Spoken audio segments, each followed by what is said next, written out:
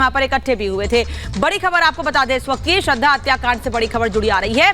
Delhi police के सूत्रों के हवाले से बड़ी खबर है कि पुलिस ने 13 हड्डियां मिलने की पुष्टि की है। गुरुग्राम से भी कुछ बॉडी पार्ट्स रिकवर किए गए हैं, ये जानकारी मिल रही है। तो बड़ा ब्रेक थ्रू इसे कह सकते हैं। दिल्ली पुलिस सूत्रों के हवाले से जो बड़ी जानकारी निकलकर सामने आ रही है, पुलिस ने 13 हड्डियां मिलने की पुष्टि की है। लगातार पुलिस जांच कर रही है अनामिका अलग अलग जगहों पर, और कुछ बॉडी पार्ट्स भी रिकवर हुए। और अब तक पुलिस का कहना है कि रिकवर तो कई चीजें की गई हैं, लेकिन उसे सबूत के तौर पर कोर्ट में पेश कर नहीं किया जा सकता है, क्योंकि कोई अहम सबूत इस हत्याकांड से जुड़े नहीं मिले हैं। दीपेश हमारे साथ लगातार सुबह से अपडेट हम तक पहुंचा रहे हैं। एक बार फिर रुक करते हैं दीपेश का। दीपेश, पूछताछ हो रही है, पूछताछ मतलब पॉलीग्राफी टेस्ट में सवाल जवाब हो रहे हैं, जवाब अच्छे नहीं मिल रहे हैं, पुलिस के सामने लगातार चुनौती बनी हुई है। अब 13 हड्डियां और बरामद की गई हैं, पुष्टि नहीं हुई है श्रद्धा की है नहीं। बिल्कुल, देखिए ये एक बड़ा सवाल है और अनामिका लगातार जिस बात का जिक्र हर पूछताछ पे और हर स्तर पर आफताब करता आया है कि चाहे कुछ भी हो जाए वो पाक साफ निकल जाएगा, लेकिन अब वो कहीं ना कहीं फंसता हुआ दिखाई दे रहा है। लगातार जो एक तरफ जांच पड़ताल चल रही है, उस जांच पड़ताल में एक के बाद एक वो तमाम सबूत मिल रहे हैं जो कहीं ना कहीं श्रद्धा मर्डर केस से जुड़े हुए हैं। चाहे 13 हड्डियों का जिक्र कर लिया जाए, जबड़े का जिक्र कर लिया जाए, उस हथियार का जिक्र कर लिया जाए जिससे उसने श्रद्धा के बॉडी पार्ट्स के टुकड़े किए थे, तो ये लगातार एक तरफ जांच में सफलता मिल रही है। दूसरी तरफ जो पॉलीग्राफी टेस्ट चल रहा है वो अब अपने अंतिम दौर में है। इस वक्त अभी अंतिम प्रक्रिया पॉलीग्राफी टेस्ट की चल रही है और उसके बाद फिर 1 तारीख को नार्को टेस्ट लगभग तय माना जा रहा है, क्योंकि दिल्ली पुलिस की तरफ से साकेत कोर्ट में एक अर्जी डाली गई थी कि हमें 5 तारीख नहीं 1 तारीख को नार्को टेस्ट आफताब का कराना है, और उस अर्जी को मंजूर कर लिया गया है और इजाजत दे दी गई है साकेत कोर्ट की तरफ से दिल्ली पुलिस को कि हाँ ठीक है 1 तारीख को आप नार्को टेस्ट करा सकते हैं। यानी जो तमाम टेस्ट है नार्को टेस्ट के पहले के उन्हें कंप्लीट आज लगभग कर लिया जाएगा। कल पूरा दिन आफताब को रेस्ट दिया जाएगा और उसके बाद 1 तारीख को सुबह उसे नार्को टेस्ट के लिए अंबेडकर अस्पताल ले जाया जाएगा, क्योंकि अगर दिल्ली का जिक्र करें तो एकमात्र अंबेडकर अस्पताल है जहां पर नार्को टेस्ट होता है, वहां पर उसका नार्को टेस्ट कराया जाएगा। अब पॉलीग्राफी टेस्ट और नार्को टेस्ट में एक छोटा सा डिफरेंस ये है कि पॉलीग्राफी टेस्ट में जितने सवाल आफताब से पूछे गए हैं उनमें सवालों की संख्या को कुछ कम किया जाएगा और वो तमाम सवाल जो हैं वो नार्को टेस्ट में आफताब से पूछे जाएंगे और फिर उनका क्रॉस एग्जामिनेशन होगा। एक एनालिसिस इस जो पॉलीग्राफी टेस्ट का उसकी रिपोर्ट के आधार पर होगा और फिर नार्को टेस्ट के बाद जो एक रिपोर्ट निकलकर सामने आएगी उसके आधार पर एनालिसिस होगा कि आखिर आफताब क्या गुमराह कर रहा है, क्या फिर पागल बनाने की कोशिश कर रहा है, क्योंकि हालांकि नार्को टेस्ट में ये गुंजाइश रहती नहीं है। बिल्कुल दीपेश, लगातार आप जानकारी दे रहे हैं। 5 बार पॉलीग्राफ टेस्ट हो चुका है और अब जो जानकारी मिल रही है पुख्ता जानकारी कि 1 तारीख को 1 दिसंबर का वो दिन होगा जब आफताब का नार्को टेस्ट होगा और उसके बाद बहुत सारी चीजें समझ में आएंगी कि आखिर उसने कैसे सिलसिलेवार तरीके से इस हत्याकांड को प्लान किया और उसके बाद अंजाम दिया। इसी से जुड़ी एक रिपोर्ट आपको दिखाते हैं।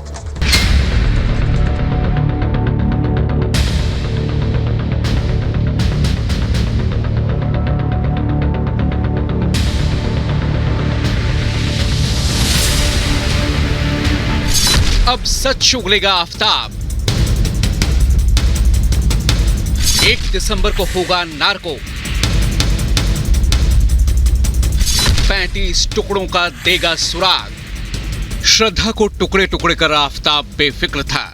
उसे पूरा भरोसा था कि वो पुलिस कानून सबको धोखा देने में कामयाब हो जाएगा, लेकिन श्रद्धा के कत्ल के 6 महीने बाद तक आजादी की सांस लेने वाला आफताब अब सलाखों के पीछे है।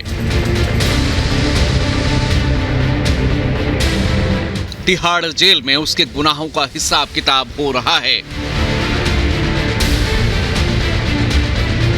देश को हिला देने वाले इस कत्ल को अंजाम देने वाले कसाई आफताब का पॉलीग्राफ टेस्ट के बाद अब 1 दिसंबर को नार्को टेस्ट होगा। इस नार्को टेस्ट के जरिए पुलिस की कोशिश होगी उन तमाम सवालों के जवाब ढूंढने की जिसके जरिए हत्या से जुड़े सुराग ढूंढे जा सके।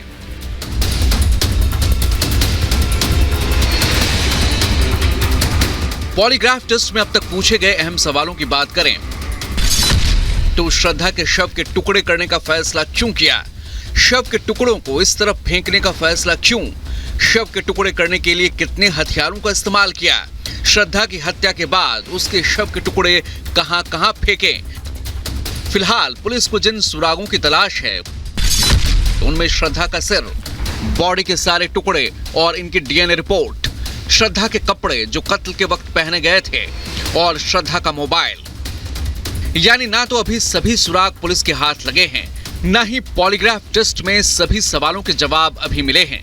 लिहाजा पॉलीग्राफ टेस्ट की पूरी रिपोर्ट आना बाकी है। यही वजह है कि आफताब को बार बार पॉलीग्राफ टेस्ट के लिए बुलाया जा रहा है। पॉलीग्राफ के बाद आफताब का नार्को टेस्ट भी होना है, जिसकी इजाजत पहले ही मिल चुकी है।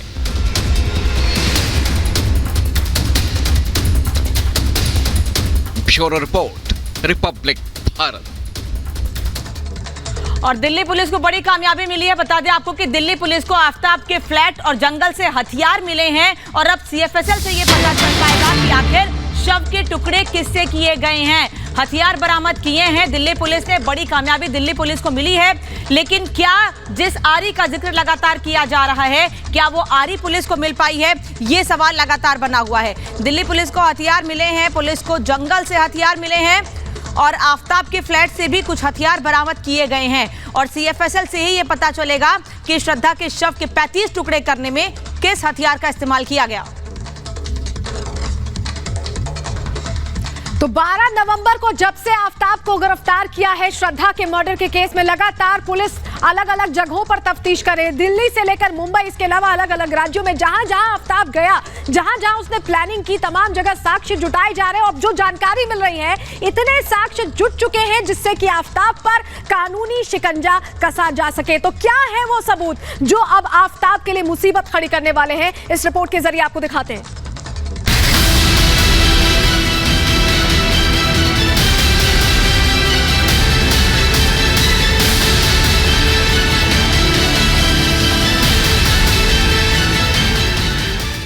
श्रद्धा की हत्या के बाद आफताब ने तिलिस्म तैयार किया, इस भरोसे के साथ कि वो पुलिस कानून सबको धोखा दे देगा, अपने शातिर दिमाग से दुनिया को चकमा दे देगा।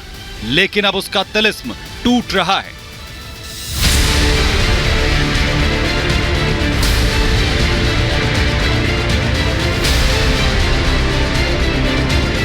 सबूत छिपाने के लिए आफताब ने जो मायाजाल बुना था, वो नाकाम साबित होता जा रहा है। जितनी तेजी से पुलिस सबूत जुटा रही है, उतनी ही तेजी से आफताब कानूनी फंदे में फंसता जा रहा है। पुलिस के पास भले ही चश्मदीद गवाह या फिर श्रद्धा का कटा हुआ सिर ना हो, लेकिन सूत्रों का कहना है कि पुलिस के पास इतने सबूत तैयार हो गए हैं जो आफताब पर कानूनी शिकंजा कसने के लिए काफी होंगे। सूत्रों की माने तो पुलिस को शव काटने वाला हथियार मिल गया है। 5 चाकू भी आफताब के किचन से बरामद कर लिए गए हैं। किचन और बाथरूम से खून के धब्बे मिल चुके हैं। महरौली के जंगल से हड्डियां मिल चुकी हैं। जंगल से सिर के बाल बरामद हो चुके हैं। हालांकि अभी हड्डियों और बाल की डीएनए रिपोर्ट आना बाकी है। जिस फ्रिज में शव रखा था वो मिल चुका है। श्रद्धा की अंगूठी बरामद की जा चुकी है। श्रद्धा की चैट, पुरानी मेडिकल रिपोर्ट भी मजबूत सबूत बनेगी। दोस्तों की गवाही भी मजबूत आधार बनेगी।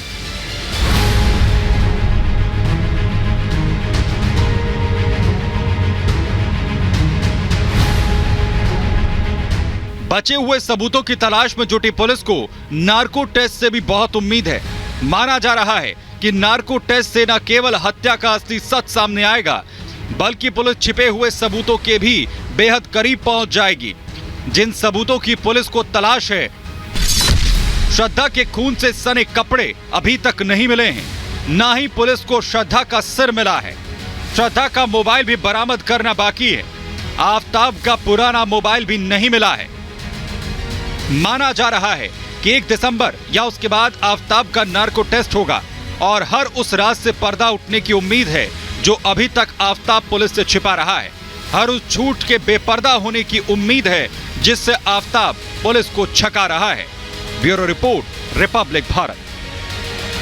और इसी बीच बड़ी खबर अपने दर्शकों को बता दें कि 4 मई को ही श्रद्धा ने अलग होने का फैसला कर लिया था आफताब से।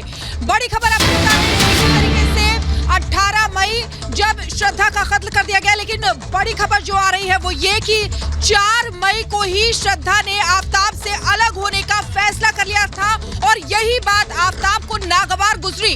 बड़ी खबर आपको बता रहे हैं, देखिए किस तरीके से श्रद्धा हत्याकांड में, श्रद्धा मर्डर केस में लगातार गुत्थी जो है वो सुलझाने की कोशिश पुलिस कर रही है, लेकिन एक के बाद एक नए खुलासे हो रहे हैं। बड़ी खबर आपको बता दें, पुलिस सूत्रों के हवाले से बड़ी खबर है, आफताब से अलग होना चाहती थी श्रद्धा।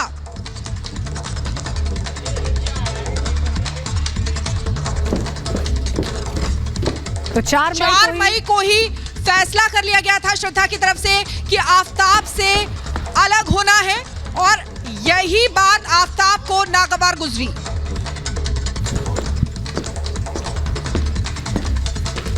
तो 4 मई को ही अलग होना चाहती थी श्रद्धा, लेकिन 18 मई को कत्ल कर दिया गया। अलग होने के बाद ये बात उसने जो कही थी, ये आफताब को रास नहीं आई और गुस्से में हत्या की वारदात को अंजाम दिया।